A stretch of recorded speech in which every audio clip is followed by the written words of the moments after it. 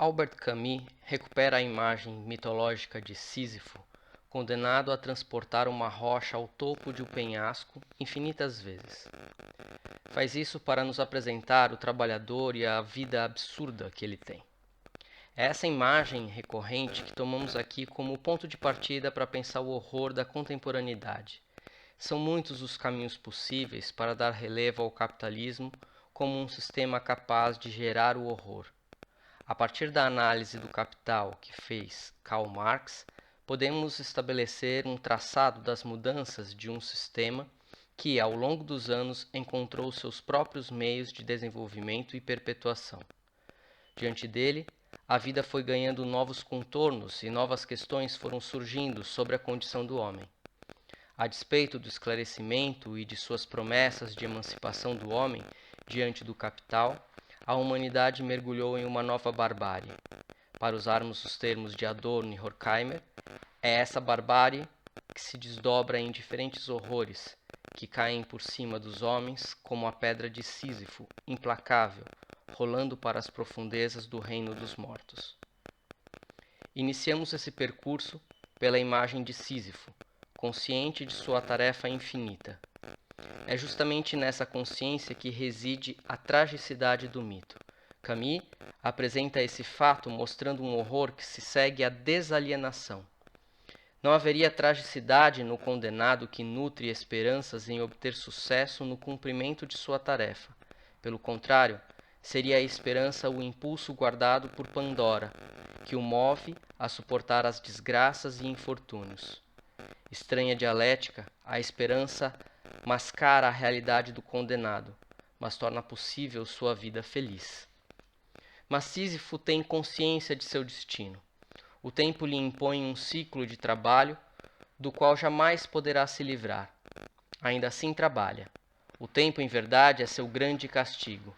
Paradoxo semelhante pode ser encontrado no trabalhador de fábrica, que retorna à sua casa, exausto, para preparar-se para outra jornada de trabalho.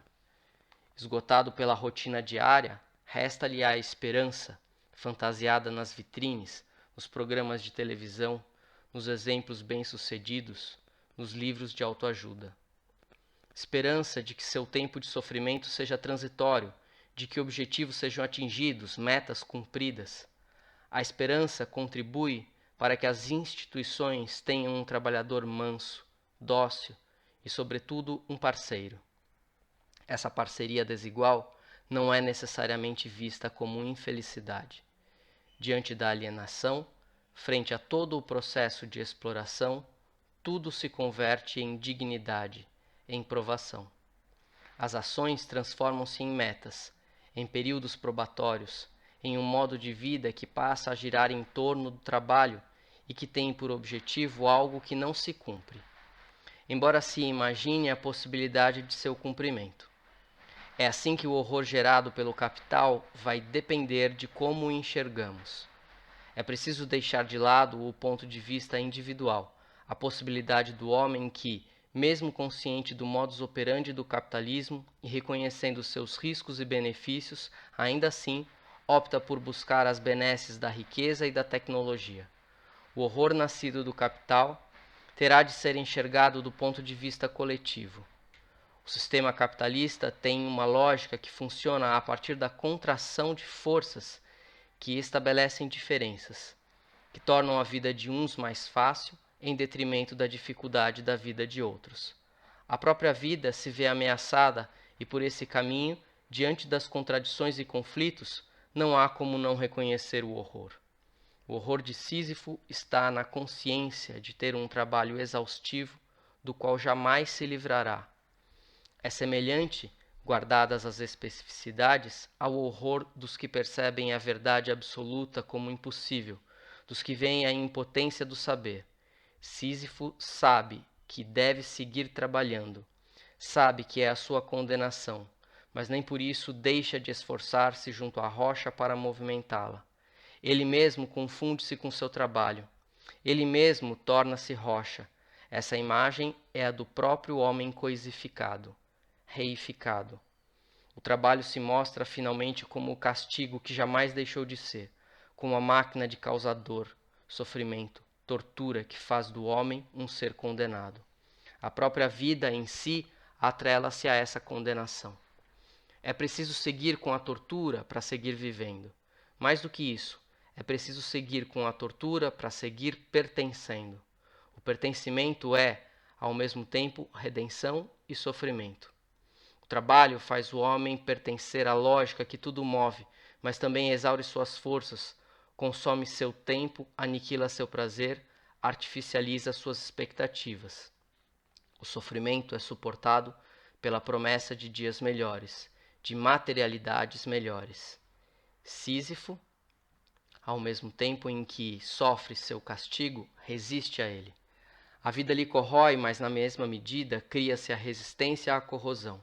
Talvez tenha sido o reconhecimento dessa capacidade de resistir que tenha reforçado em Marx a ideia de uma revolução proletária, ainda que em uma sociedade do capital a velocidade se impõe de tal forma que mesmo as revoltas são capitalizadas. Eric Hobsbawm descreve o período que chamou de Era das Revoluções como um borbulhar de mudanças na geopolítica e no deslocamento do poder hegemônico da França para a Inglaterra. É o primeiro sistema fabril na Inglaterra e a Revolução Francesa que servem de marco para o início de uma época que Hobsbawm qualifica como sem precedentes na história, quando essas duas nações impuseram um novo modo de vida ao mundo. A publicação do Manifesto Comunista de Karl Marx e Friedrich Engels, em 1848, será signo desse período, quando as ideias socialistas surgem em resposta a essa dupla revolução, que marca o início do mundo moderno. O objeto da análise de Marx antecede o período moderno. Ao analisar o Capital, o autor também se ateve à fase da acumulação primitiva, que compreendeu as grandes navegações, a Reforma Protestante, o Renascimento e a formação das monarquias nacionais, além do fortalecimento da propriedade privada e do crescimento da divisão manufatureira do trabalho. Foram essas as principais características que propiciaram o desenvolvimento do capitalismo comercial. Já se fala em ganhos pela especulação, por agiotagem, por barganha de preços e por um certo tipo de exploração do mercador em relação ao artesão. Esse período de acumulação primitiva de capital foi crucial para o desenvolvimento da indústria e do sistema de produção pautado pela extração da mais-valia. Após a Reforma Protestante, o Estado encontra meios de assegurar a propriedade e valorizar o progresso pessoal, seguindo um novo espírito trazido pelo capitalismo. Com tudo isso, um novo modo de viver e de ver a vida está sendo gestado, pelo qual a materialidade ganha a atenção dos homens. Já não se vê a pobreza como exemplo vivo de Cristo a ser seguido.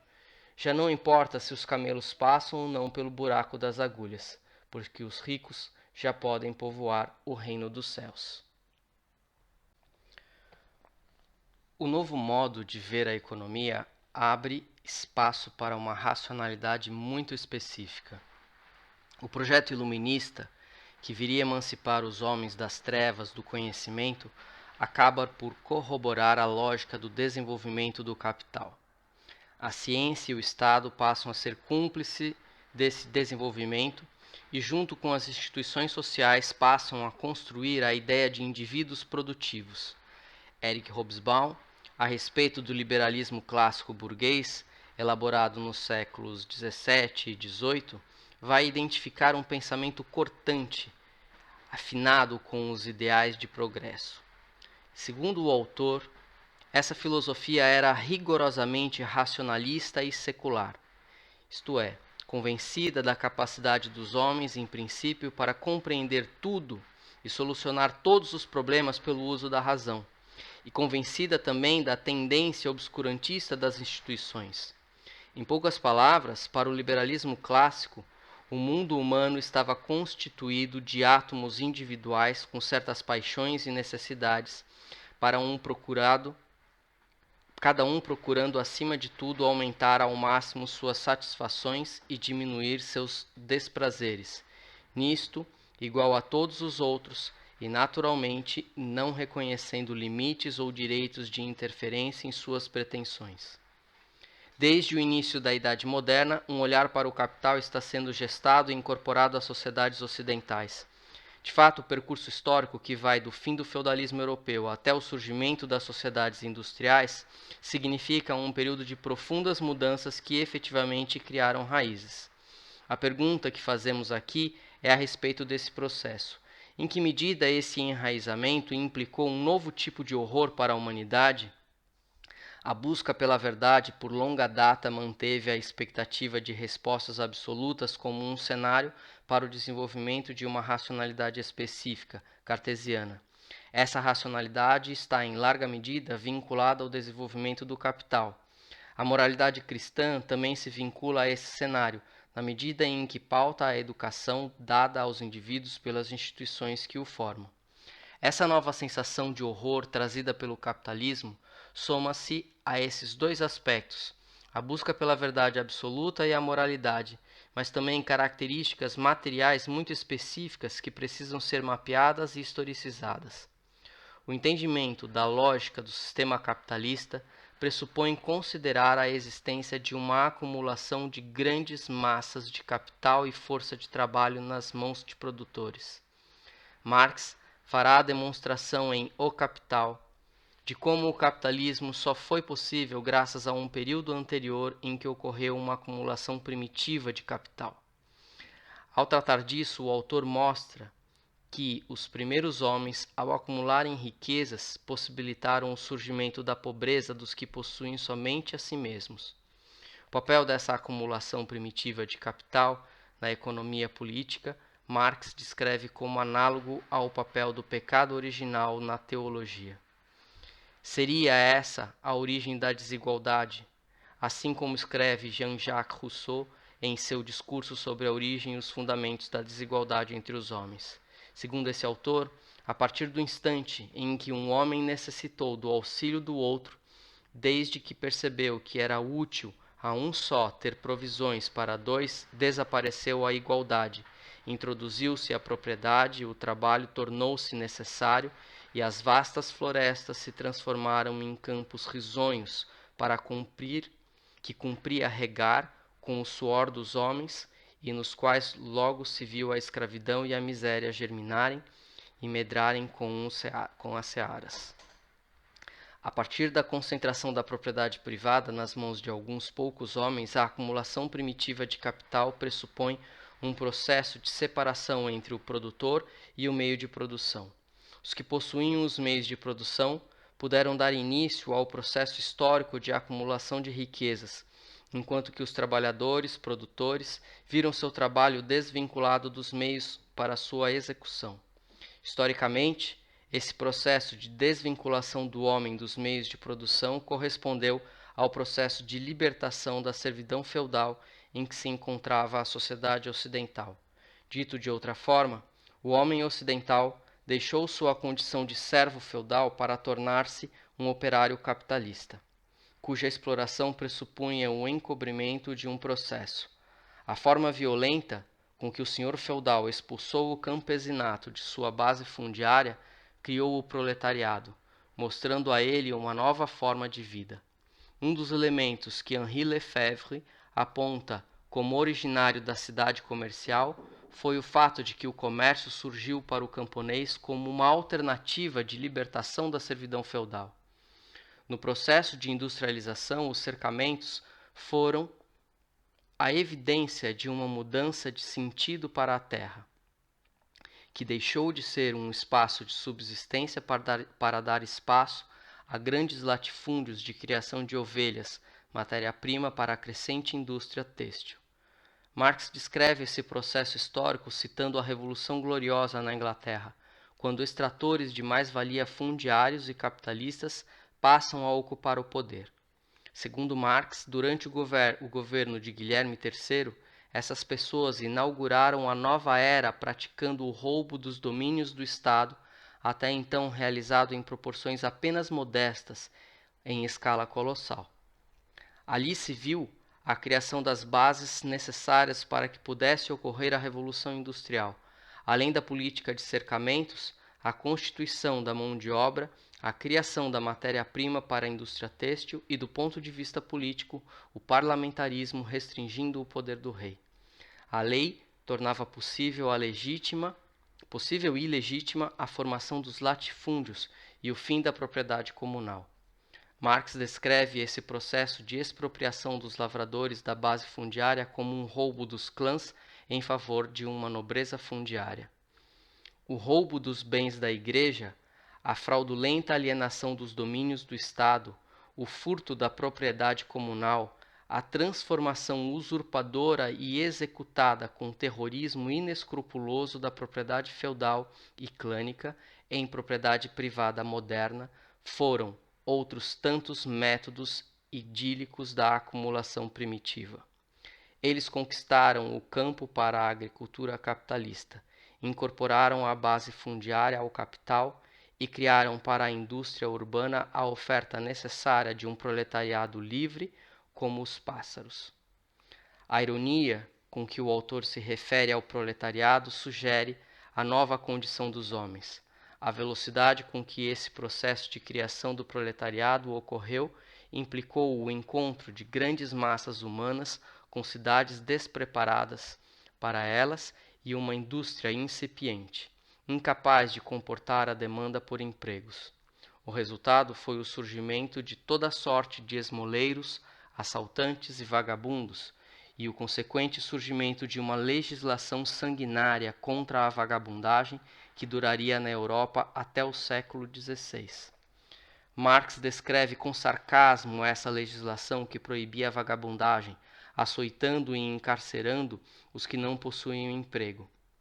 Aqui fica mais clara a afirmação marxiana de que o Estado justifica-se pela manutenção do poder de uma minoria. Essa legislação foi necessária enquanto a indústria precisava de operários com salários comprimidos de tal forma a tornar possível a extração da mais-valia a limites convenientes para o proletariado, além de tornar possível o prolongamento da jornada de trabalho e manter a dependência do operário. A disciplina que se cria neste período estava de acordo com a nova ética do trabalho. O espírito do capitalismo implicava o desenvolvimento de uma classe de trabalhadores que, por educação, tradição, costume, reconhece as exigências daquele modo de produção como leis naturais evidentes, que mostra a forma com que a servidão voluntária descrita por Etienne de la Boétie teria continuidade durante o sistema capitalista. O texto de Marx é descrito de forma a tornar alarmante aos olhos do leitor a condição em que os trabalhadores se encontravam. É nesse sentido que cita a ironia de Rousseau em seu texto. Eu concederei, diz o capitalista, que vós tenhais a honra de servir-me sob a condição de que vós me deis o pouco que vos resta pelo incômodo que me faço de vos comandar. Também correspondeu a esse período de acumulação primitiva o sistema colonial e suas implicações, tais como a violência com que as pilhagens da América e África ocorreram. Sobre essa violência, Marx dirá que ela é a parteira de toda a velha sociedade que está prenhe de uma nova. A violência, nesse caso, está descrita como um distanciamento temporal, mas é possível considerá-la como fato histórico recorrente e, com isso, dar atenção à natureza de uma forma de vida empreendida pelos homens. A violência da guerra, da usurpação de terras, do rapto de pessoas para transformá-las em escravas, a força bruta e econômica aplicada aos homens, mulheres e crianças no processo produtivo, tudo isso correspondeu à aurora do sistema capitalista. A condição humana que se evidencia nesse modo de vida reclama a consideração do horror como parte de um processo histórico, mas sem deixar de lado o fato de que antes era embrionário, sofisticou-se a ponto de deixar oculto com significativo sucesso os mesmos impulsos e os mesmos métodos que permanecem até o presente. É nesse sentido que Joseph Conrad descreve em O Coração das Trevas mostrando uma vontade inexplicável do homem em perseguir um destino repleto de um sofrer e de um fazer sofrer. Marx descreve todo o período de acumulação primitiva como um mal necessário para o industrialismo vicejar. Tanto esforço fazia-se necessário para desatar as eternas leis naturais do modo de produção capitalista. A expressão usada pelo autor é extraída da Eneida de Virgílio, quando este faz referência à formação da estirpe romana. Esse é um recurso que chama a atenção para o fato de que a busca do poder militar e econômico insere-se em uma prática comum à história humana. Aqui, Marx vincula o sistema capitalista às práticas horrendas registradas pela história e o faz de modo a ressaltar um aspecto natural. Se o dinheiro vem ao mundo com manchas naturais de sangue sob uma de suas faces, então o capital nasce escorrendo por todos os poros sangue e sujeira da cabeça aos pés. Ao falar do pioneirismo da Inglaterra na Revolução Industrial, Hobsbawm descreve um mundo essencialmente rural, mas chama a atenção para algumas das condições essenciais da Grã-Bretanha para que ali se iniciasse o processo de industrialização. Mais de um século se passara desde que o primeiro rei tinha sido formalmente julgado e executado pelo povo, e desde que o lucro privado e o desenvolvimento econômico tinham sido aceitos como supremos objetivos da política governamental. A solução britânica do problema agrário, singularmente revolucionária, já tinha sido encontrada na prática. Uma relativa quantidade de proprietários com espírito comercial já quase monopolizava a terra, que era cultivada por arrendatários ou empregado por camponeses sem terra ou pequenos agricultores. As atividades agrícolas já estavam predominantemente dirigidas para o mercado. As manufaturas, de que há muito tinham se disseminado por um interior não feudal. A agricultura já estava preparada para levar a termo suas três funções fundamentais numa era de industrialização: aumentar a produção e produtividade de modo a alimentar uma população não agrícola em rápido crescimento, fornecer um grande e crescente excedente de recrutas em potencial para as cidades e as indústrias, e fornecer um mecanismo para o acúmulo de capital a ser usado nos setores mais modernos da economia. As estradas e os portos já estavam preparados para um denso comércio marítimo, assim como a frota mercante já era das mais equipadas e numerosas. A política já estava em sintonia com o crescimento econômico. O Estado já cumpria a função que Marx amplamente vai demonstrar, a de garantir a propriedade privada a uma pequena parcela de pessoas e garantir as condições para o seu enriquecimento. Com o fortalecimento da nova classe de homens de negócios, passou-se a produzir não em função do mercado, mas em condições tais que foi possível criar mercados. O lucro do proprietário passa a ser gerado não mais nas relações de compra e venda, mas no seio dos meios de produção. É esse o processo que mais interessa a Marx. Ao analisar a lógica do capital, o autor vai demonstrar como é possível que uma mercadoria pague seu próprio valor e ainda assim gere mais valor. Esse mistério já havia sido desvendado com os economistas clássicos, Adam Smith e Davi Ricardo, mas foi Marx quem encontrou na teoria da mais-valia um aspecto político e social capaz de ressignificar o entendimento do sistema de produção capitalista. A nova economia faria com que a Europa, pela primeira vez, exportasse mais produtos do que importava.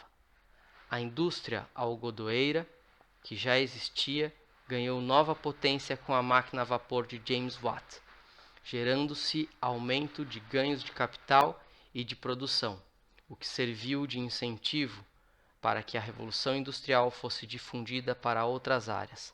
A nova economia gerou a miséria e o descontentamento.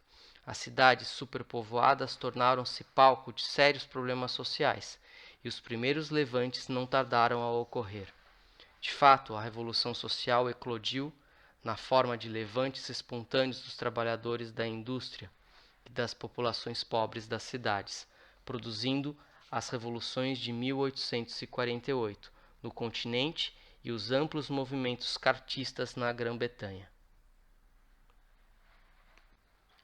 A questão urbana começa a ser crucial para o modo como se lidaria com a massa crescente de trabalhadores nas grandes cidades. Henri Lefebvre chega a considerar as cidades como o verdadeiro motor da história, por serem palco da luta de classes. O planejamento urbano começa a ser necessário para que a vida social pudesse ser controlada.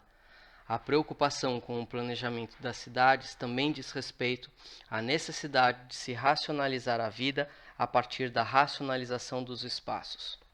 As condições de trabalho eram das mais precárias. Conforme a indústria foi crescendo na Inglaterra, um exército de mão de obra foi se formando através da imigração irlandesa e da migração do campesinato.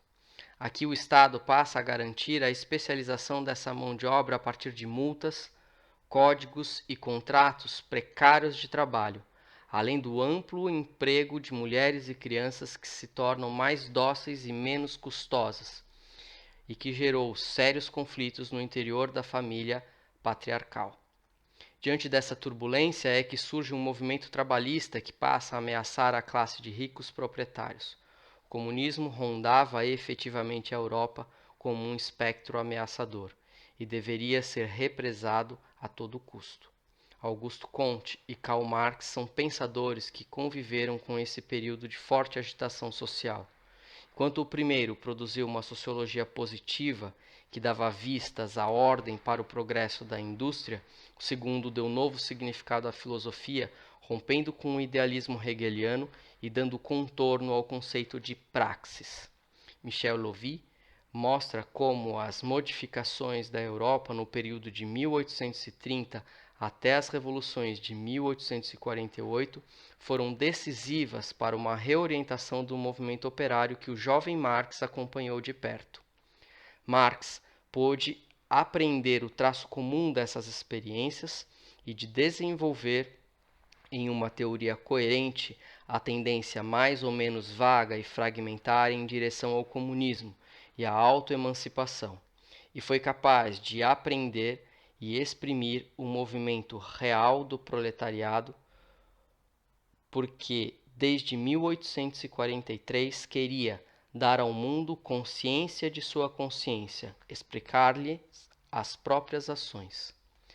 Mas ainda segundo Louvi, foi só a partir da observação da revolta dos tecelões silesianos de 1844 que Marx verificou a tendência potencialmente revolucionária dos operários.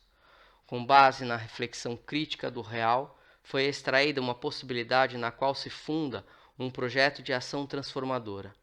Trata-se de uma teoria política pautada na análise crítico-científica da sociedade capitalista.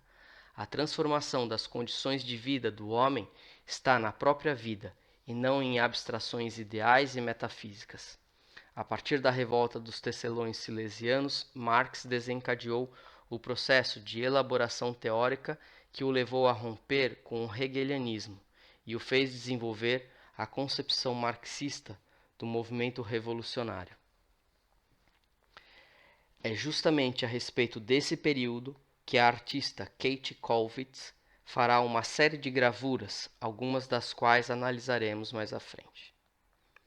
Para Marx, o sensível é o fundamento do ser, sendo tanto percepção quanto ação. O conceito de praxis pressupõe uma reabilitação do sensível, a restituição do prático sensível que diz respeito ao contato do homem com o mundo. Esse conceito fez com que a filosofia deixasse de ter uma forma independente, especulativa e metafísica, fez com que houvesse uma superação do idealismo. O homem é, para Marx, antes de tudo, um ser de necessidade. A própria razão só surge quando os homens passam a sentir sua importância. Os homens criam necessidades a partir do próprio sensível, de sua maneira de encarar o mundo, o que o difere dos outros animais cujas exigências são apenas naturais, instintivas. Ao precisar atender suas necessidades, a relação do homem com a natureza é conflituosa, cria instrumentos que tornam sua exploração mais eficaz. O trabalho é fruto da necessidade. É através dele que o homem se apropria da natureza e a domina. É nesse sentido que Lefebvre diz que o trabalho não pertence à natureza. Ele chega a ser contra a natureza, em dois sentidos. Enquanto o labor, existe esforço e disciplina, modifica a natureza em torno do homem e dentro do homem. O trabalho torna-se uma necessidade.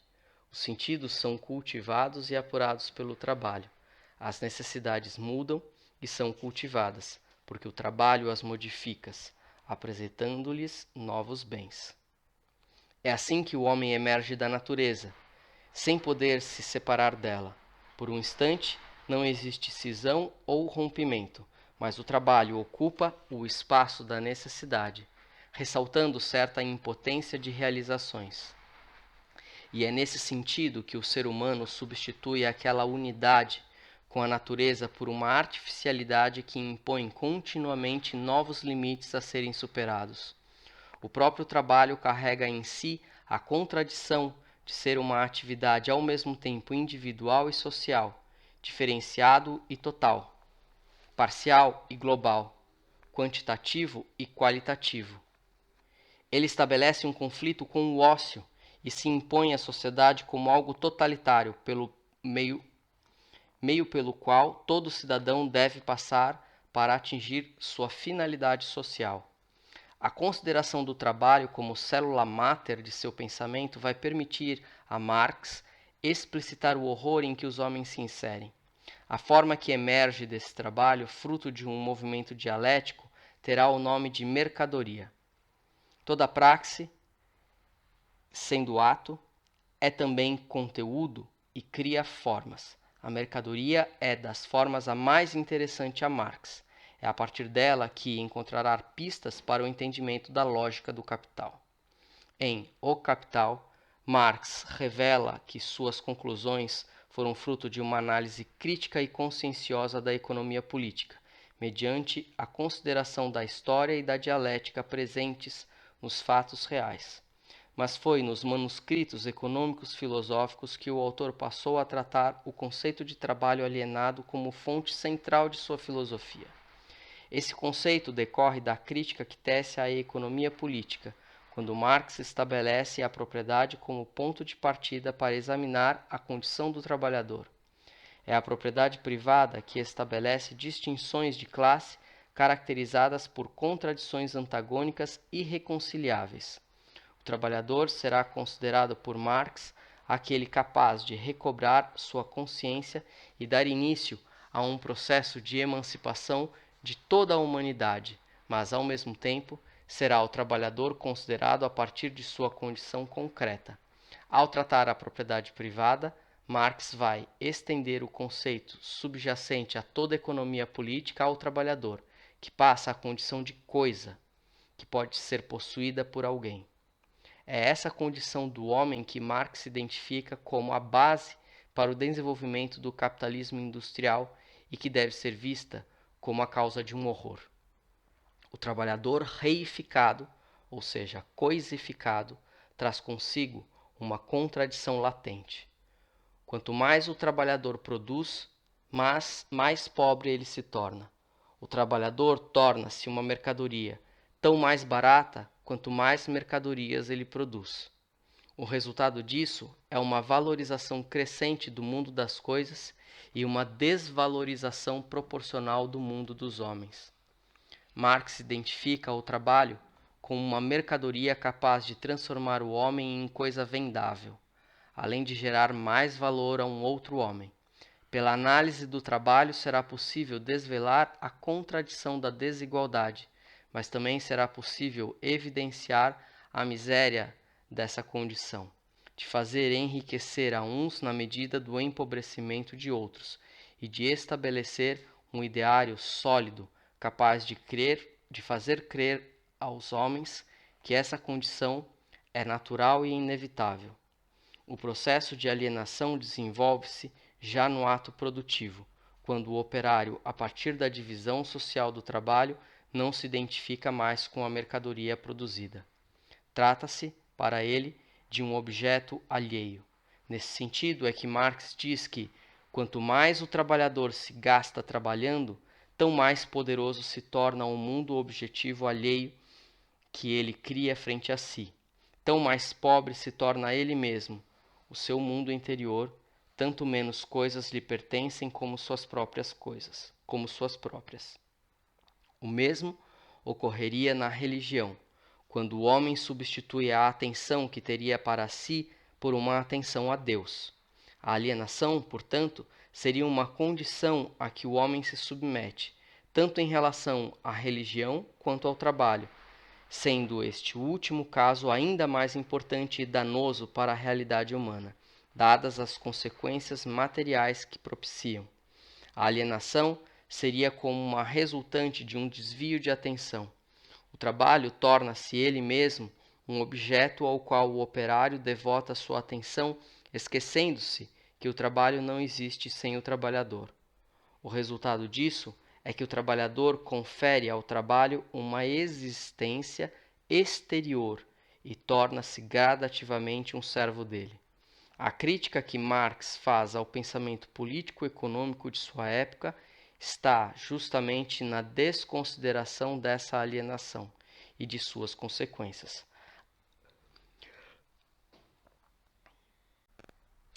A economia política oculta a alienação na essência do trabalho, por não considerar a relação imediata entre o trabalhador, o trabalho e a produção.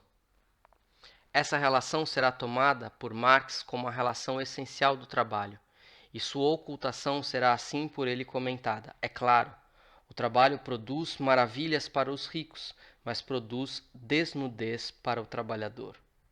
A alienação do trabalho terá, portanto, três aspectos.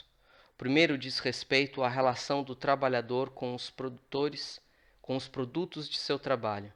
O segundo diz respeito à relação de produção propriamente dita, no ato de produção, como consequência imediata da alienação. O trabalhador não se afirma em seu trabalho, pelo contrário, nega-se. O próprio ambiente de trabalho já não se confunde com o ambiente privado. O local de produção já não pode ser o local de descanso, e o trabalho já não é voluntário, mas compulsório. O trabalho exteriorizado já não pertence ao trabalhador, mas a um outro. Já não é mais a satisfação de necessidades naturais, mas de necessidades exteriores a ele.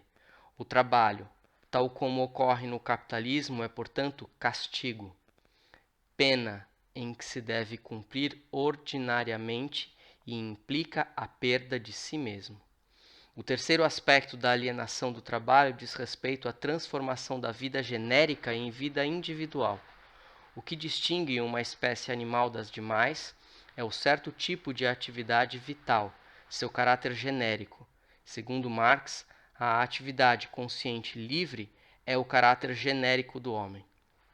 Os demais animais não se distinguem de sua atividade genérica, são elas próprias. Mas o homem faz de sua atividade vital um objeto do seu querer e de sua consciência.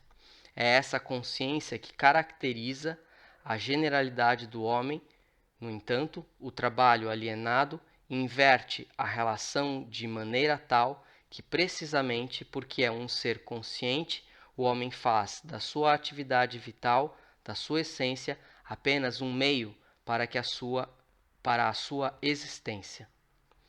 A questão que o autor está sublinhando é que a própria essência do homem transforma-se em um meio, desvinculando-se. Já não se pode estabelecer uma igualdade conceitual entre a essência e a existência. A primeira será apenas um meio para a segunda. Isso implica a constatação de que o homem é capaz de lidar com a natureza de modo a dominá-la em função de suas necessidades, que extrapolam sua necessidade física. O homem trabalha o mundo objetivo e se prova como ser genérico. Através de sua produção, a natureza aparece como sua obra e sua realidade efetiva. Mas, ao desvincular do homem o objeto de sua produção, O trabalho alienado arranca-lhe também, por consequência, sua vida genérica. O homem é assim destituído de sua própria natureza e torna-se coisa essencialmente, mas para um fim que já não lhe pertence. O trabalho alienado faz do ser genérico do homem, tanto da natureza quanto da faculdade genérica espiritual dele, um ser alheio a ele, um meio de sua existência individual. Aliena do homem o seu próprio corpo, tal como a natureza fora dele, tal como a sua essência espiritual, a sua essência humana. Ora, se o homem está alienado de seu trabalho, de sua atividade vital e de seu ser genérico, o homem está alienado do homem. Marx enxerga isso com profundo horror, pois essa condição materializa-se na vida concreta, cujas consequências a artista Kate Kollwitz pôde retratar em suas obras. Se o produto do trabalho é alheio ao homem, a quem pertenceria então? Se o trabalho é tormento ao homem trabalhador, deve ser fruição a um outro homem. Os produtos do trabalho, se não pertencem ao trabalhador, devem pertencer a um outro, que é não trabalhador. A propriedade privada vai pertencer a alguém que não é trabalhador, dado o processo de exteriorização do trabalho. O capitalista será aquele que possui a propriedade dos produtos do trabalho e do próprio trabalho em si. Marx encontra no movimento da propriedade privada o processo de exteriorização do trabalho, e através desse processo será possível ver a propriedade privada em dois aspectos que se imbricam. Ela é tanto causa do trabalho exteriorizado como a consequência do mesmo. Emancipar o homem significa, portanto, emancipar o trabalhador. Nesse sentido, Marx vai considerar que a servidão humana inteira está contida na relação do trabalhador com a produção capitalista. Todas as demais servidões serão consequências dessa. Depois dessas considerações, será preciso reformular a pergunta pela origem da propriedade privada a que Rousseau consagrou todas as mazelas humanas, e perguntar pela origem da relação do trabalho exteriorizado com o curso do desenvolvimento da humanidade. A questão passa a ser de outra ordem. Importa entender o que significa a propriedade privada e os processos que decorrem dela. Da relação entre o trabalho exteriorizado e o trabalhador, encontra-se uma relação de propriedade do não trabalhador com o trabalho e com o trabalhador. Esse raciocínio apresentado por Marx nos manuscritos econômico-filosóficos será completado com a análise encontrada no primeiro volume de O Capital, no capítulo 12 do livro 1, sobre a divisão do trabalho e manufatureira. Desculpem, o título do capítulo é Divisão do Trabalho e Manufatura. O autor nos descreve a relevância da divisão do trabalho para o modo de produção capitalista. Nesse texto, Marx estabelece a diferença entre a divisão social e a divisão manufatureira do trabalho, que possuem implicações distintas. Se, por um lado, a divisão do trabalho dentro da sociedade é apresentada como algo natural na evolução das sociedades, quando os diferentes produtores intercambiam diferentes produtos produzidos, haverá uma outra forma de divisão do trabalho dentro do processo de produção, que terá consequências específicas para os indivíduos. No entanto, para que o modo de produção capitalista chegue à divisão manufatureira do trabalho, deve haver um amadurecimento no interior da sociedade. A divisão do trabalho no interior da sociedade é mediada pela compra e venda dos produtos de diferentes ramos de trabalho. A conexão dos trabalhos parciais da manufatura pela venda de diferentes forças de trabalho ao mesmo tempo capitalista, que as emprega como força de trabalho combinada. A divisão manufatureira do trabalho pressupõe concentração dos meios de produção nas mãos de um capitalista. A divisão social do trabalho fracionamento dos meios de produção entre muitos produtores de mercadorias independentes entre si. A primeira forma corresponde ao processo de especialização do aprendiz, que se dedicava a certo tipo de fabricação de produto, o qual seria trocado por outro. Isso já implicava um processo de diminuição do tempo de trabalho necessário para a produção de uma manufatura. Com o emprego de diferentes trabalhadores para a produção de uma mesma mercadoria, o tempo de trabalho necessário para a produção diminui ainda mais. Aqui Marx aponta como que dentro do processo de extração da mais-valia, a divisão do trabalho exerceu importância capital. Diminuir o tempo de trabalho necessário para a produção é uma das formas de se chegar ao mais trabalho, que tornará possível o mais valor. O lucro do capitalista é o objetivo que dá sentido ao capitalismo. Marx descreve o processo de exploração de um homem sobre outro que torna possível o seu cumprimento. De acordo com Marx, todos os bens produzidos têm um valor e um valor de uso possíveis de serem mensurados por critérios quantitativos e qualitativos. A partir de um valor medido, as mercadorias podem ser cambiáveis entre si. Se afastados os valores de uso dos produtos, o que resta como propriedade é o fato de que todos os corpos são produtos do trabalho. O tempo de trabalho humano médio desprendido na produção de uma mercadoria é capaz de produzir um valor de uso qualquer. Sendo assim, o trabalho será crucial para entender a forma como a acumulação de capital passa a ocorrer a partir da industrialização. Marx está atento a essa forma, mas principalmente às consequências desse modo de produção.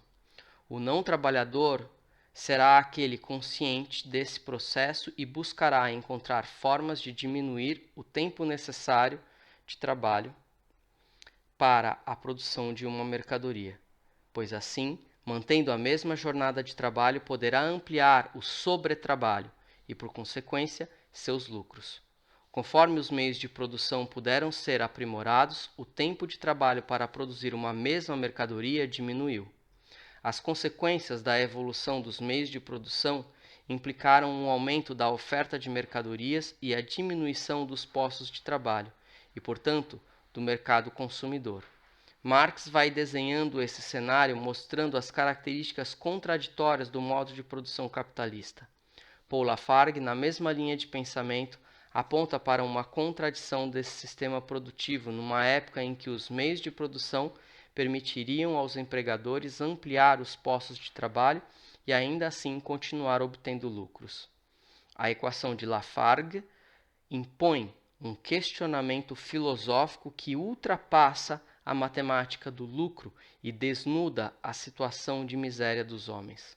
Afinal, qual seria a natureza de um sistema produtivo que a tudo quer esgotar, inclusive os próprios homens? Em meio às explicações econômicas, Marx preocupa-se em não perder de vista as consequências sociais desse modo específico de produção.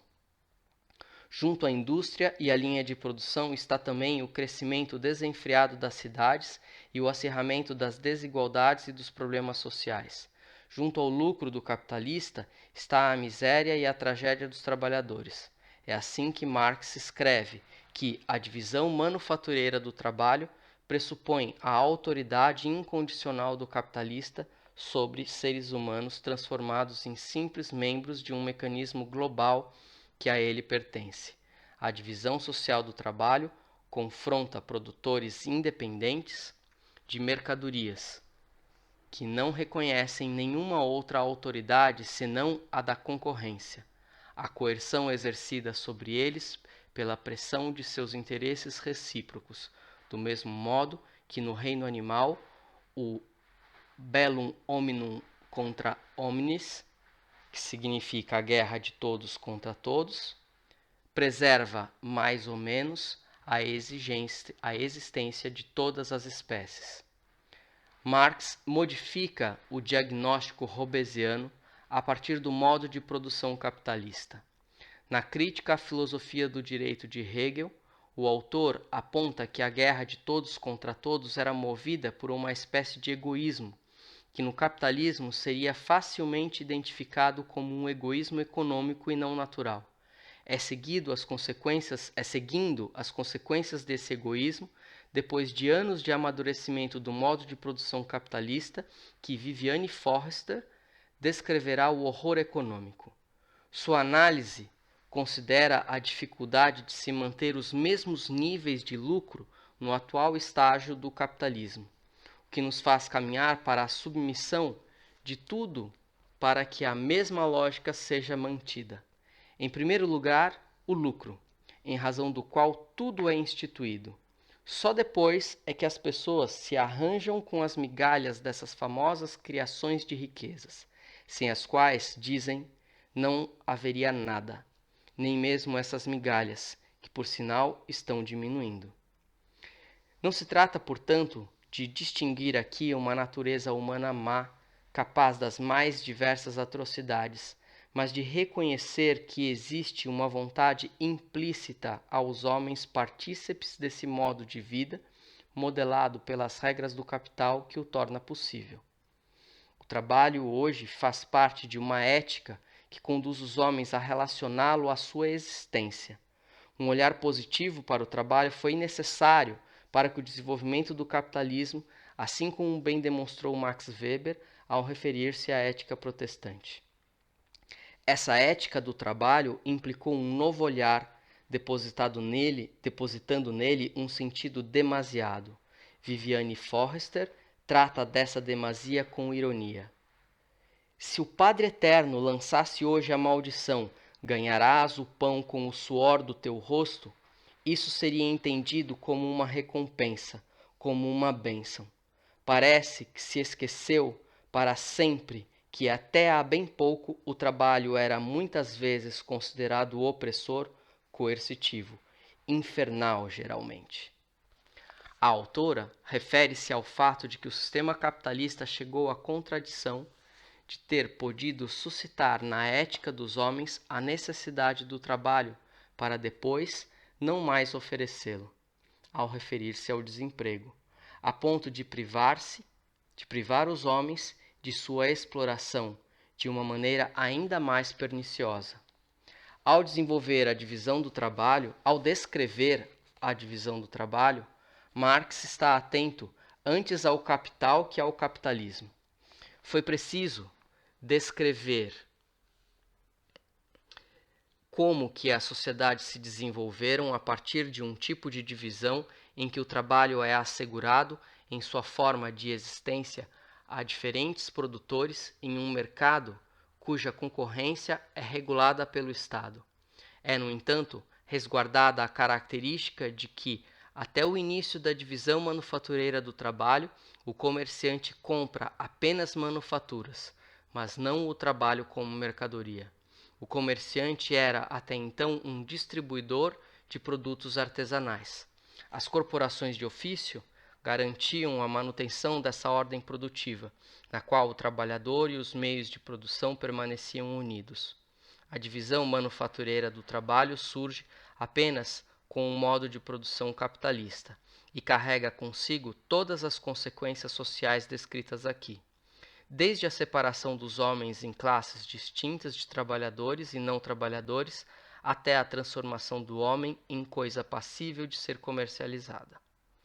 O trabalho será considerado por Marx como uma condição de existência do homem, independente das formas de organização das sociedades.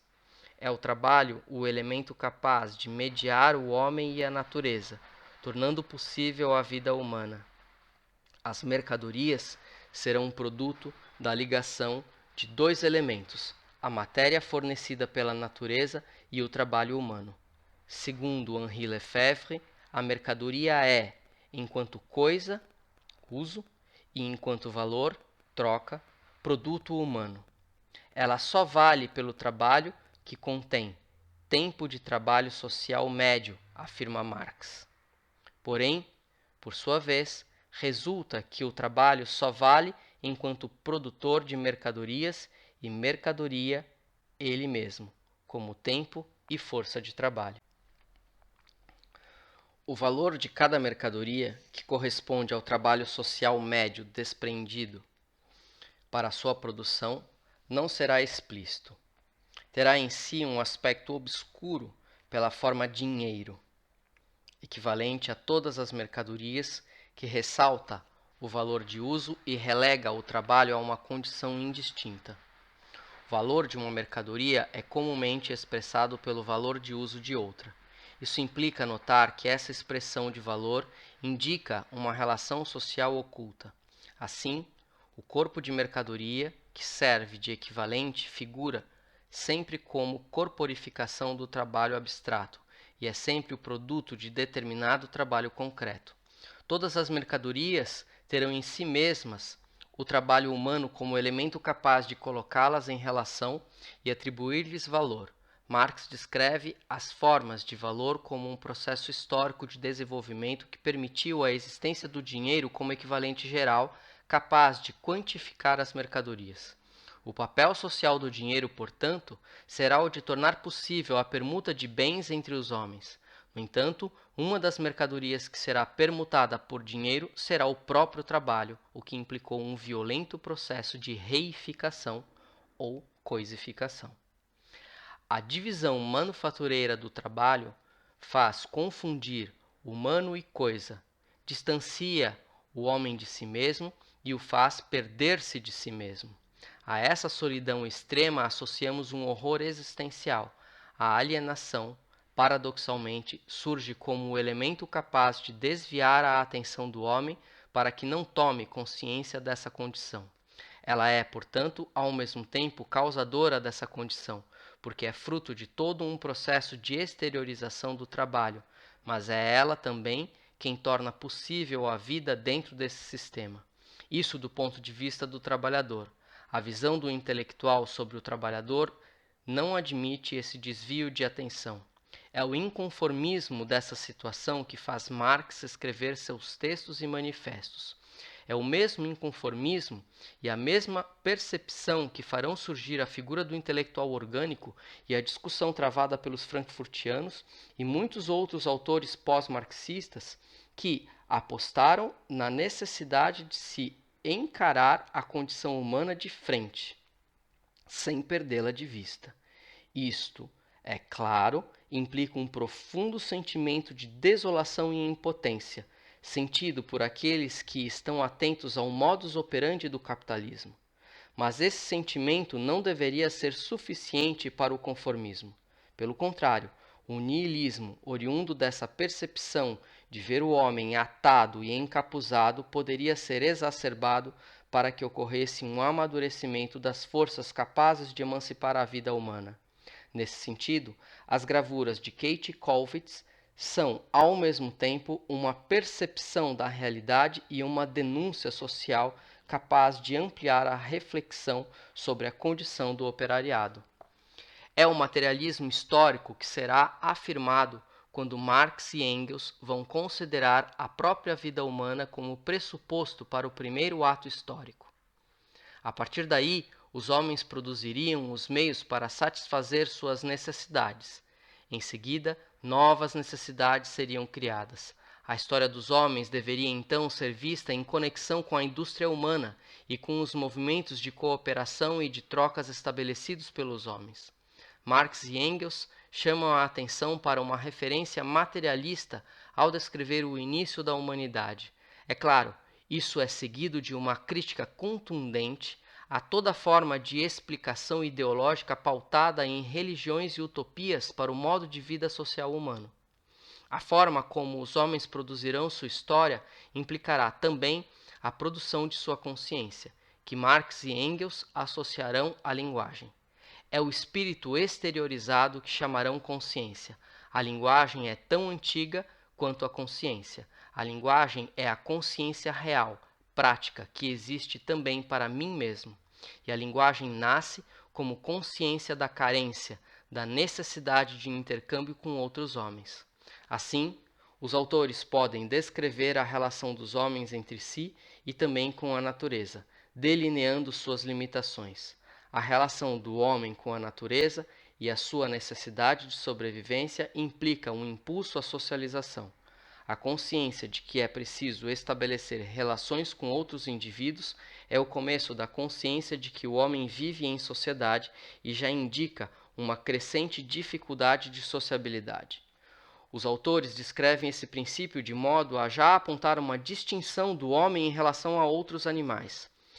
Este começo é tão animal quanto a própria vida social nesta fase.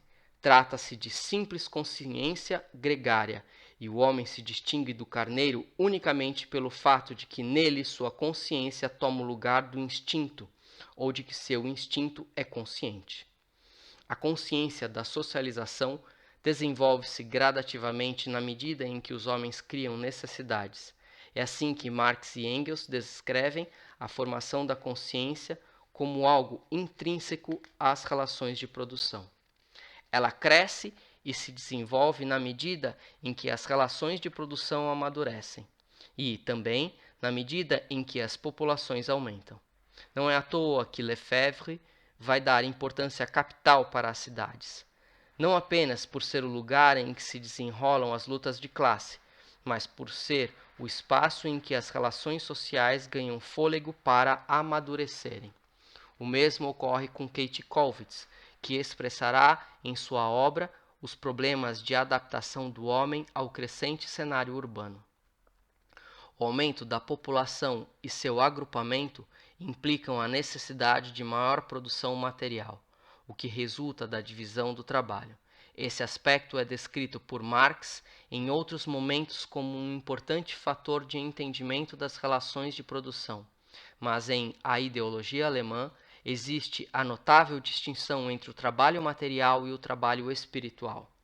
É a separação realizada entre o pensamento e a matéria que, segundo os autores, tornou possível a figura do sacerdote, como aquele responsável pela primeira forma de ideologia. Mas também é essa separação que efetivamente pôde distinguir aquele que pensa a coisa e aquele que executa a coisa. A consequência disso é que se criam as condições para a consideração de dois mundos distintos, um em que se vive sensivelmente, outro que atribui significados a esse primeiro e que serve de modelo para os homens. Aqui fica mais claro onde os autores querem chegar. A consciência como espírito exteriorizado passa a distanciar-se da realidade material, quando o pensamento passa a ser tomado por uma realidade distinta, capaz de abstrações e ideologias que ignoram o processo histórico da vida humana. A partir deste momento, a consciência pôde realmente imaginar ser algo diferente da consciência da praxis existente, representar realmente algo sem representar algo real. Estabelecida a forma como a consciência surgiu entre os homens e como as relações sociais foram condicionadas por elas, a divisão do trabalho e a propriedade adquiriram novo aspecto na obra dos autores.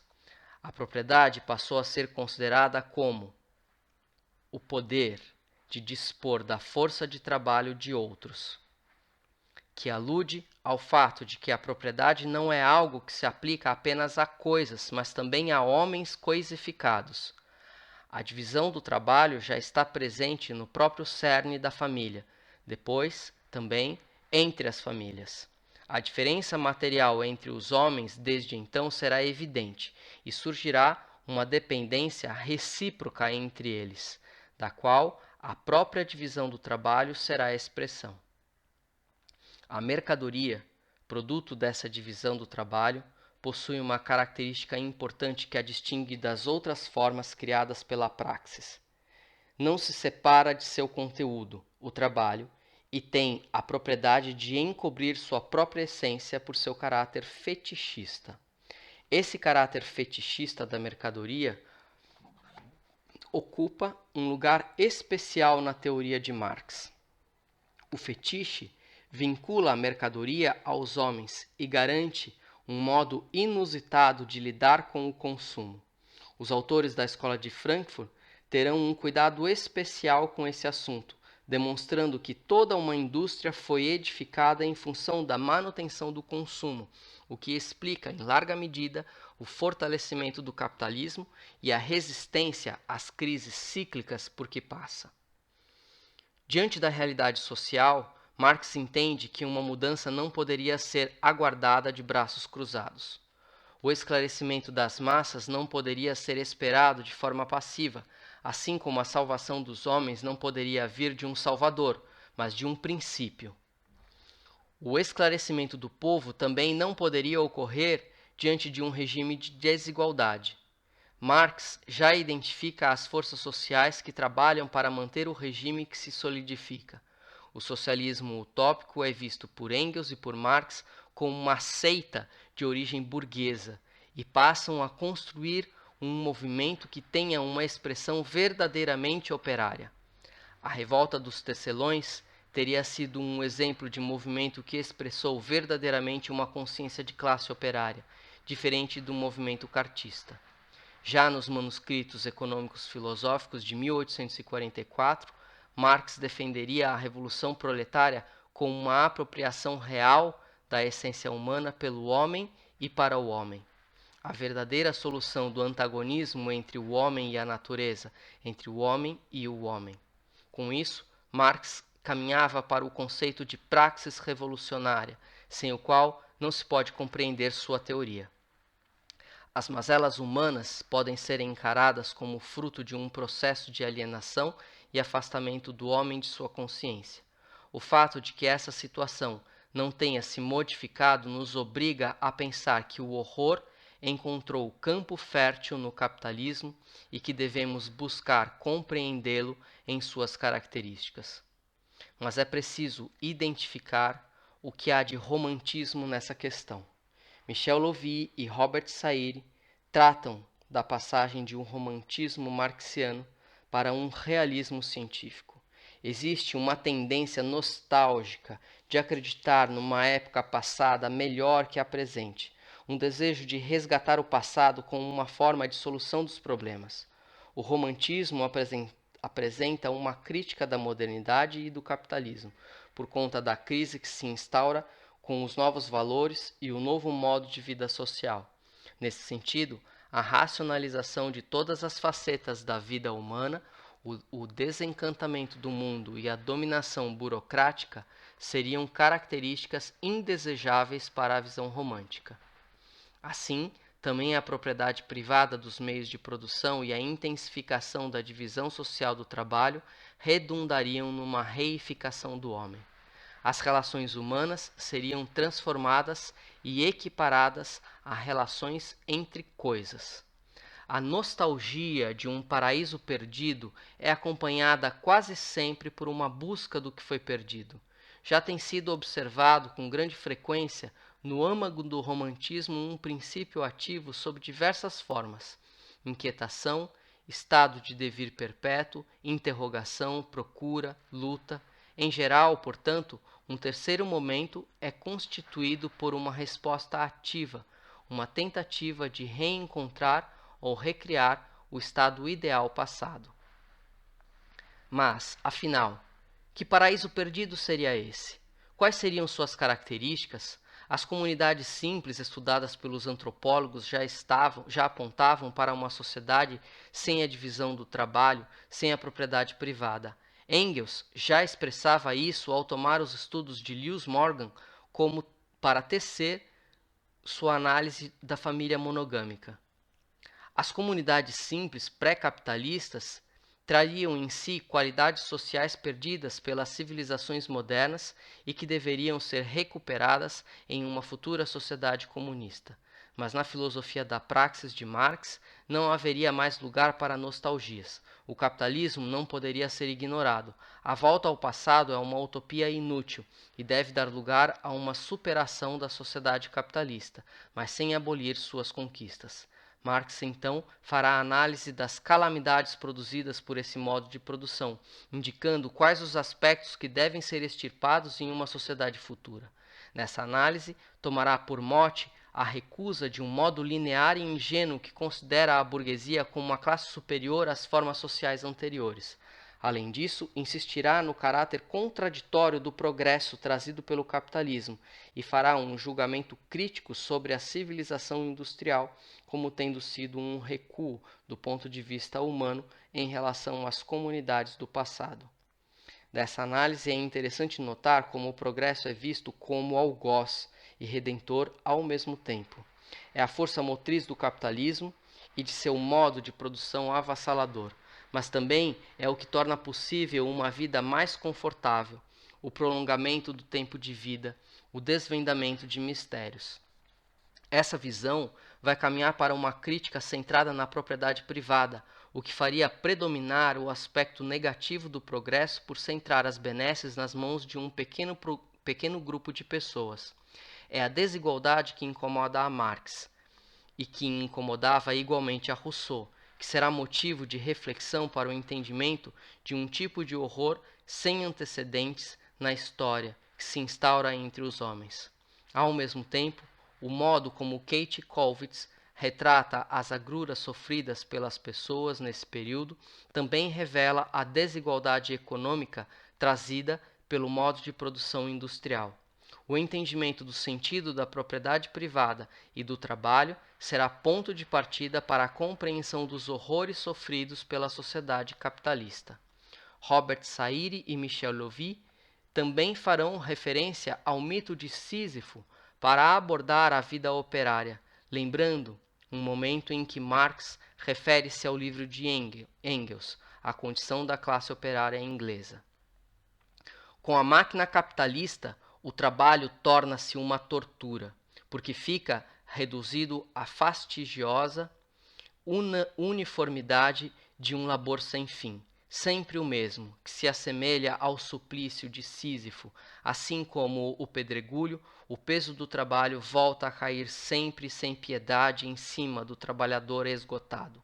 O operário é transformado em apêndice vivo de um mecanismo morto, obrigado a trabalhar com a regularidade de uma peça de máquina.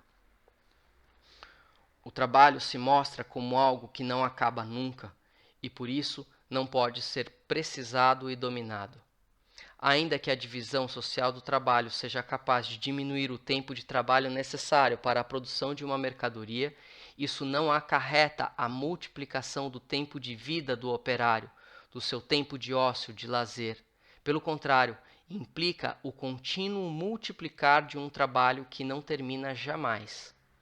A visão romântica que se espelha no passado para estabelecer metas para a sociedade futura é então filtrada pelo progresso, que introduz novos dados a serem considerados. As comunidades primitivas estudadas por Morgan exercerão fascínio em Rosa Luxemburgo, que abandonará qualquer vestígio de evolucionismo linear presente no marxismo de sua época. O progresso também despertará a atenção de Walter Benjamin, que vai considerá-lo como uma força avassaladora que destrói tudo o que encontra pela frente e que reclama um olhar para o passado como forma de não se perderem sentidos primitivos caros aos homens e os quais precisam ser restituídos. Mas como restituir os valores encontrados nas sociedades primitivas depois dos avanços técnicos trazidos pelo progresso? É nesse sentido que um pensamento dialético buscará encontrar a superação do estado de coisas trazido pelo capitalismo. O confronto entre a sociedade industrial e as sociedades primitivas teria, por síntese, um outro estado de coisas em que o homem teria de volta alguns de seus valores. A busca desses valores, em certa medida, implica um sentimento de impotência semelhante ao trabalho de transportar uma rocha sobre os ombros. Em geral, esses valores buscados estão no campo das ideias e a vida concreta só revela o seu oposto. É a constatação dessa oposição que torna possível o sentimento de repulsa a esse modo de vida que identificamos como um tipo de horror. Não houvesse essa contradição evidenciada por esse olhar para o passado de que nos fala Walter Benjamin, também não haveria, nesse caso, o sentimento de horror. Haveria em seu lugar um viver de olhos fechados, um passar pela história sem deixar-se afetar. A alienação poderá ser vista como um resguardo, Ainda que Marx reclame a necessidade da tomada de consciência para que seja possível a mudança dessa situação de desigualdade. O conhecimento do capitalismo é, portanto, condição para o reconhecimento do horror que o acompanha. Sem esse conhecimento, a condição humana não reclama juízos. É puro cotidiano que se mostra em sua normalidade. É somente diante do conhecimento do capitalismo que o cotidiano pode ser questionado e sua mudança reivindicada. Henri Lefebvre alerta para uma necessidade de se superar a oposição existente entre forma e conteúdo, entre o racional e o real, para se descobrir um novo movimento do pensamento capaz de voltar-se para o real abandonado.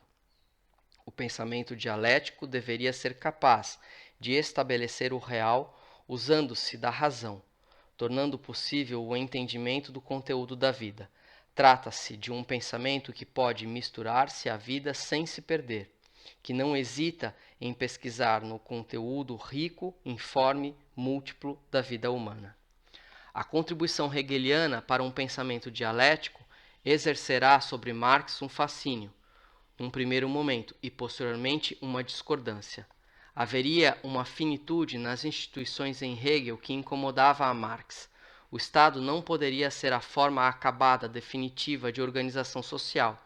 Marx teve que elaborar um pensamento que fosse dinâmico, capaz de acompanhar a mobilidade do real, considerando suas contradições e examinando forças que variam suas intensidades. Trata-se de buscar um pensamento que não esteja restrito a uma lógica formal, que carregue em si mesmo as informações concretas da vida, que não anule seu conteúdo, pelo contrário, que o revele. É dessa forma que o dilema metafísico, ou o homem é um ser da natureza, ou é exterior à natureza, é um falso dilema. O homem não é um animal como os demais, e tampouco é exterior à natureza. É um ser da natureza que emerge acima dela e a domina.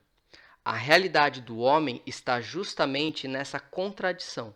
O homem é real na medida em que luta contra a natureza e, ao mesmo tempo, é um ser da natureza. Assim é com tudo o que existe. Tudo transita entre o ser e o nada, e o que implica um fluxo contínuo, um movimento que reclama um conhecer dinâmico. Um pensamento assim reconstrói a discussão hobbesiana sobre a natureza humana.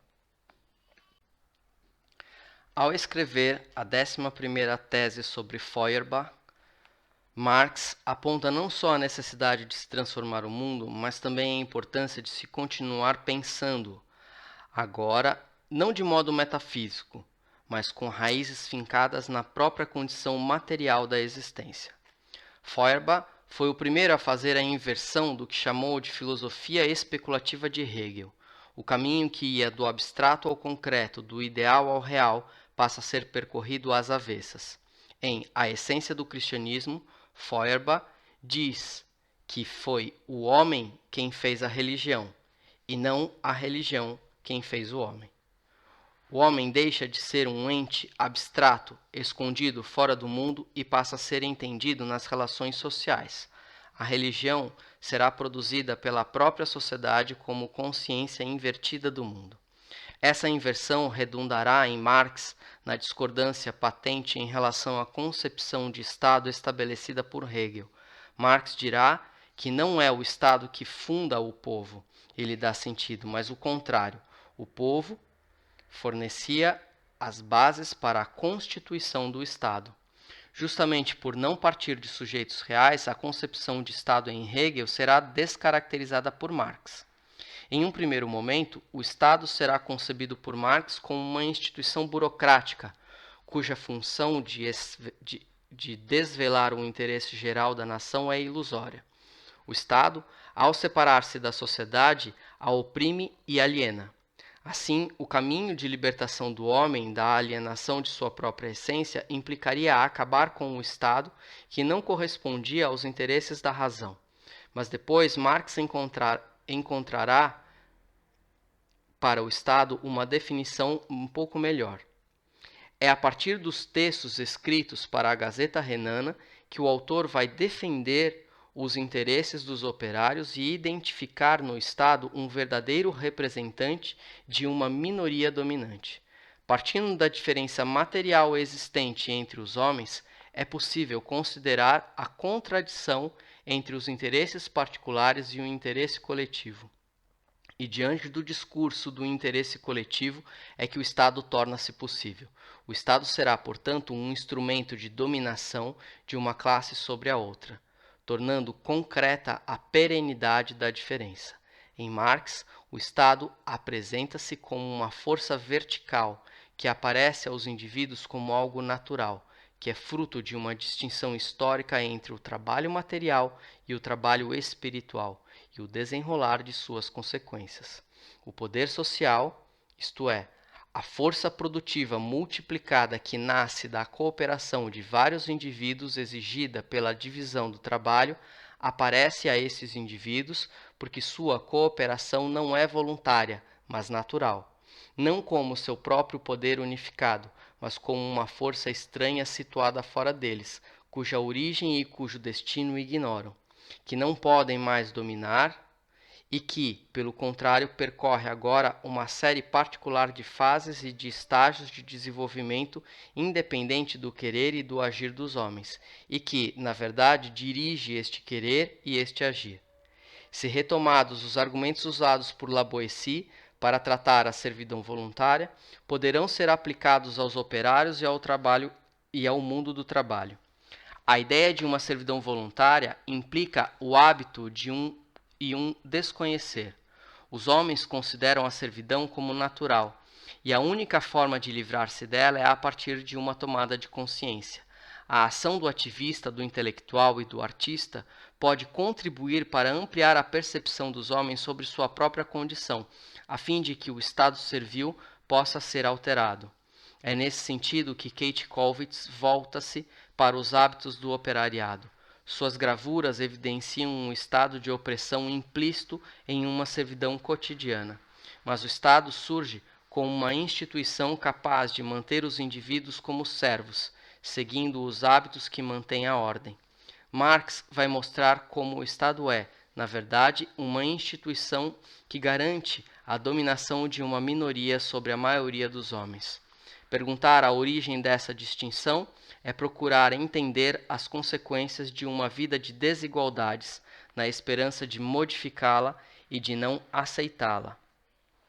Essa concepção de Estado diz respeito especialmente à sociedade burguesa que emergiu no século XVII e que seria fortalecida com o processo de amadurecimento trazido pelas revoluções burguesas, notadamente a Revolução Industrial.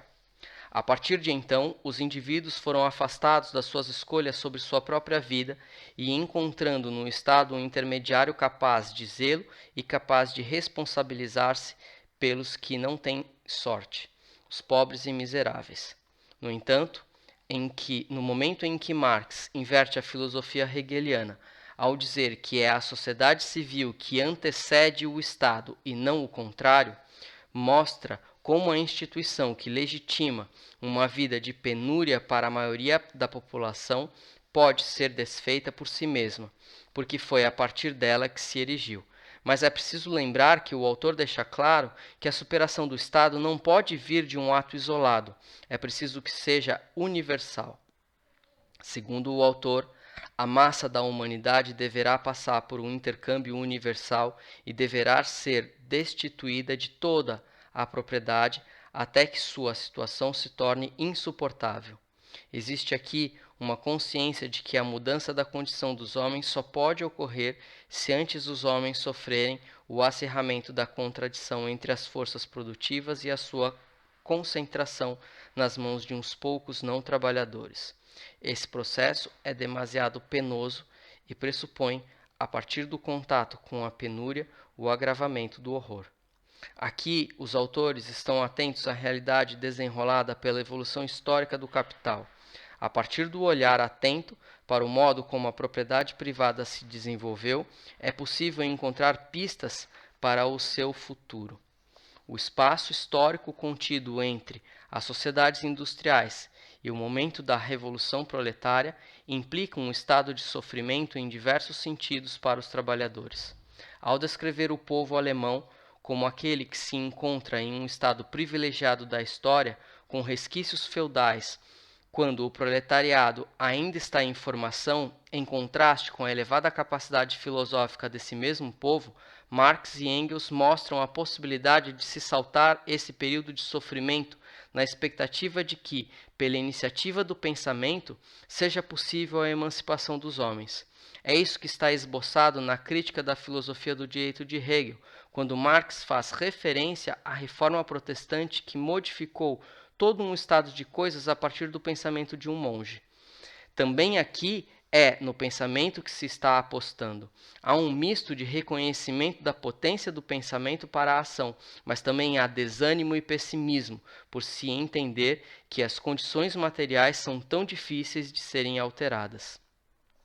Conforme o capitalismo foi se fortalecendo, as dificuldades de se extingui-lo foram se tornando ainda mais sólidas. Os autores pós-marxistas, tais como os filósofos da teoria crítica, terão de trabalhar com os outros dados, reconhecer a imobilidade das circunstâncias e, por fim, recobrar o pensamento como fonte de ação, mas agora num cenário muito mais avesso a ele. Há nisso também um horror causado pela imobilidade e pela consciência de se verem tão frágeis as possibilidades de mudança. A realidade alemã serve a Marx como uma aposta para uma emancipação humana, sem que fosse preciso passar pelas penúrias da modernidade. Essa hipótese exerce um fascínio especial dentro do conjunto da obra do autor. É sabido que na Alemanha havia características suficientes para ocorrer uma revolução proletária, mas isso é apontado por Marx muito mais pela capacidade filosófica do povo alemão do que pelas condições materiais. Ao referir-se à reforma protestante, diz que, assim como na época da Revolução começou num cérebro de um monge, hoje é o cérebro do filósofo que ela começa. Aqui existe uma aposta na capacidade do homem tornar-se protagonista de seu destino e livrar-se da alienação. A consequência disso seria o próprio fim do Estado. Mas o interesse dessa passagem da obra de Marx está em verificar que, nesse momento, as condições materiais de acumulação de capital não são apresentadas como absolutamente necessárias para alcançar uma sociedade sem Estado. Pelo contrário, aqui se vê a possibilidade de emancipação sem necessidade da penúria, do horror causado pela desigualdade, pelo industrialismo, pela modernidade. A revolução real proposta por Marx será aqui uma revolução das necessidades reais. Só assim a revolução seria social e não uma revolução política, como tantas outras revoluções que ocorreram. Em uma revolução política, uma base da sociedade se mobiliza a ponto de obter o domínio universal. As mudanças ocorridas daí parecem ser universais, mas efetivamente só resultam numa troca de poderes, de um grupo para outro, a partir do qual novamente volta o estado de opressão. Marx tomará a classe trabalhadora como aquela capaz de provocar efetivamente uma revolução social, identificando-se com uma classe libertadora, porque seus sofrimentos são universais. Porque o mal que lhe é feito não é um mal particular, mas um mal em geral. A essa classe já não se pode exigir um título histórico, mas apenas o título humano, de uma esfera que não se opõe a consequências particulares, mas que se oponha totalmente aos pressupostos do sistema político alemão. É assim que, a partir do proletariado, seria possível uma redenção total do homem. Na Alemanha, o proletariado está começando a formar-se. Ali, Marx vê uma oportunidade, exatamente porque o que constrói o proletariado não é a pobreza naturalmente existente, mas a pobreza produzida artificialmente. Por isso, o pensamento emerge em Marx como uma poderosa arma de libertação. A partir dessa ideia, os autores pós-marxistas levarão em conta a educação como um elemento crucial para a emancipação do homem, e é a partir daí que a 11ª tese sobre Feuerbach não pode ser lida como um abandono da filosofia, um desprezo pela razão. Pelo contrário, deve ser encarada como uma necessidade de fazer da razão uma aliada para a constituição de uma filosofia capaz de modificar a condição humana. A necessidade do pensamento como ferramenta de atuação política fica evidente a partir da constatação da forma com que os interesses da classe dominante são apresentados como interesse geral. Um pensamento crítico e inteligível é capaz de desvendar essa realidade encoberta. Em A Ideologia Alemã e também no 18 Brumário de Luiz Bonaparte, existe uma denúncia de como as ideias são apresentadas de forma cada vez mais abstratas e universais, a ponto de um governante eleger-se como defensor dos pobres e ainda assim representar os interesses de uma minoria que se enriquece. É a partir do discurso universal que as classes dominantes procuram legitimar seus próprios interesses. Daí a importância da produção da consciência. O pensamento terá de ser modificado para que não seja mais utópico e legitimador da desigualdade. Mas ainda, com o conceito de praxis revolucionária, Marx aponta para a necessidade de se ter um pensamento que esteja unificado à prática, que não seja a expressão da divisão entre o trabalho material e espiritual. Se considerarmos a obra artística de Kate Kollwitz, veremos uma semelhança entre arte e pensamento expressa pelo vínculo que ambos mantêm com a realidade. Tanto o pensamento pautado pela praxis quanto as obras de Kollwitz sobre a condição do operariado são formas de produção da consciência. Com um pensamento que seja capaz de vincular o trabalho material e o espiritual, Marx aponta uma forma de se eliminar a servidão voluntária. É através da alienação que o homem serve a um senhor voluntariamente. La Boétie escreve em seu discurso que, para acabar com a servidão, basta deixar de servir. Mas é preciso a consciência das implicações dessa servidão para reconhecê-la como tal e para despertar o desejo de não mais servir. A busca pelo conhecimento novamente atrela-se à consideração do horror. É negando o desconhecimento que os homens lidam com sua servidão. E, nesse sentido, o reconhecimento da alienação é o primeiro passo para uma tomada de consciência. Tanto Marx, ao desenvolver um pensamento a fim de compreender a forma como funciona o sistema capitalista, no que diz respeito à origem do lucro e às consequências de sua obtenção, quanto Kate Kollwitz, ao representar a tragédia cotidiana dos trabalhadores, fornecem subsídios para uma retomada de consciência. Arte e pensamento, nesse caso, coincidem com a política, no sentido de que ambos mantêm o compromisso com a revelação, com a denúncia e também com a mudança.